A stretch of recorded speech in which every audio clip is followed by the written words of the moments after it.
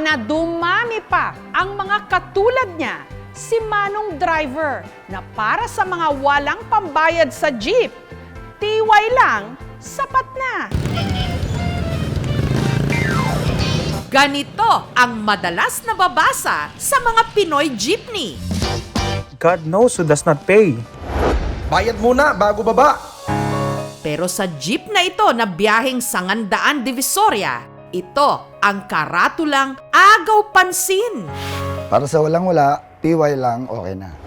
Natuwa po ako kay tatay. Yung kaligayahan na naramdaman ko, maramdaman rin ng mga iba dahil sa mabuting ginagawa ni tatay.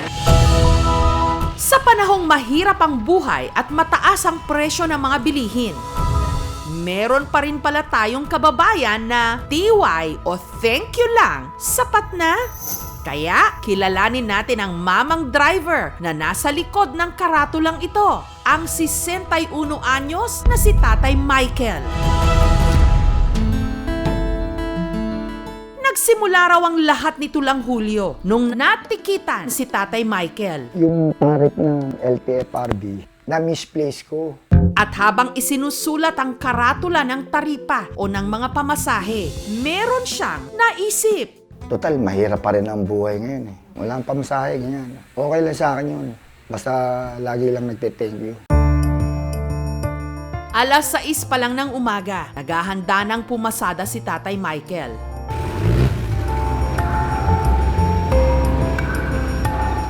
Sa bawat simbahan na dadaanan ko, nagsasign of the cross ako.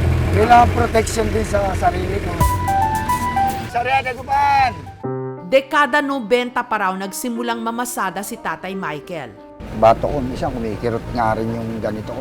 Ini-stretch ko lang maigi. Yung kaliwang mata ko medyo malabo-labo na eh. Bayad ah. Tay, bayad po. Yung pandinig ko, humihina-hina rin. Pwedeng naka-apekto rin yung hingay ng makina. Pero hindi naman daw dapat mabahala dahil smooth at swabe pa rin daw siya kung magmaneho. Ay, Sandan! Para sa walang-wala, thank you lang, okay na. Pagdating ng Divisoria, dun na nag-umpisang manlibre si Tatay Michael. Bayad po, ma. Yun na, agarahin na po ako. Thank you po. Malaking bagay. Nakalibre. Dito na lang po tayo. Salamat po sa pamilibre. Yan ang unang pasero tiway sa akin. Dinadala ko ng pagkain yung anak ko. Dahil nakakalibre ako, malaking bagay na yun. Kahit pa paano, nakakamenos ka. Salamat, Michael! Yeah! Dahil na rin sa ilang karamdaman ni Tatay Michael, alauna pa lang ng hapon, gumagarahe na siya. Ang kanyang kinita sa maghapon, 700 pesos. Pero 200 pesos dito mapupunta sa pang-boundary. Okay, thank you. Habang 300 pesos naman ang panggasolina. Kaya ang tanging sa kanya lang, 200 pesos. Hindi sapat yung kinikita ko sa gastusin namin. Tiyempong pag-uwi ni Tatay Michael, naabutan pa niyang nahihilo ang kanyang misis. Bumabaraw kasi ang blood sugar nito. Pero dahil halos 200 pesos na lang ang natirang pera ni Tatay Michael nung araw na yon, wala na raw siyang pambili ng gamot ng kanyang asawa.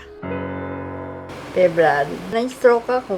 Ganun half day lang ako. Kasi kailangan din may tao rito eh. Mahirap.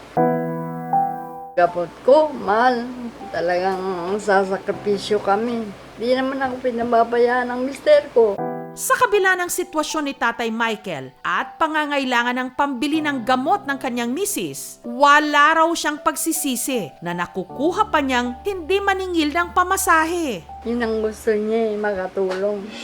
Mas marami pa raw siyang dapat ipagpasalamat dahil kasi sa pamamasada, napagtapos na niya ang dalawa niyang anak na nakatutulong ngayon sa kanilang mga pangangailangan. Naiyak ako sa kaligayahan. Pero yung sinabi kong thank you, bumalik sa akin, milyon na thank you. Kaya sa araw na ito, meron pa raw gustong magpasalamat sa kanya. Walang iba kundi ang kanyang mga anak. Bayad po. Thank you, Daddy. Thank you sa lahat ng sacrifice mo sa amin. Sana ibigyan mo kayo ng mahabang buhay kasama namin. Wala na akong ibigilingin. o mapalit sa iyong kalusugan.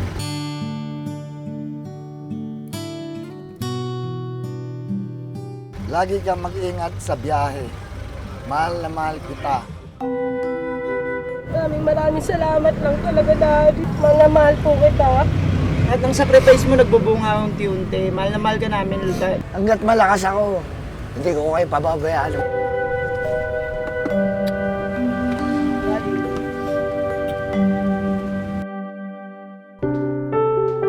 Para makatulong sa kanilang pang-araw-araw na gastos at gamutan, Sige lang, okay na. nagbigay po ang aming programa ng financial assistance at mga gamot para sa kanilang mag-asawa.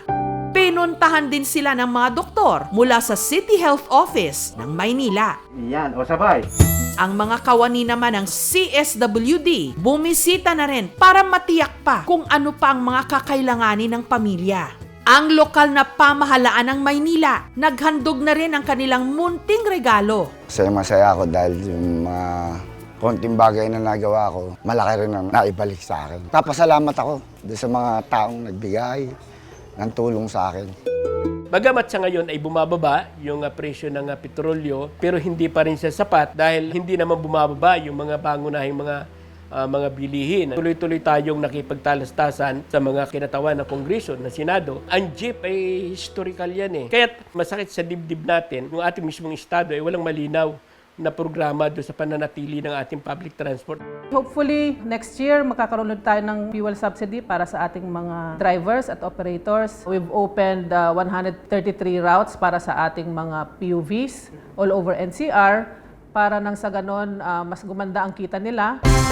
Sa mga taong katulad ni Tatay Michael na tumutulong sa kapwa nang walang hinihintay na kapalit. Salamat po sa palibutan. Bilang pasasalamat, ang kabutihang ipinamamalas niya, sana maipasa rin natin sa iba. Thank you. Thank you so much mga kapuso. Kung nagustuhan niyo po ang videong ito, subscribe na sa GMA Public Affairs YouTube channel. Don't forget to hit the bell button for our latest updates.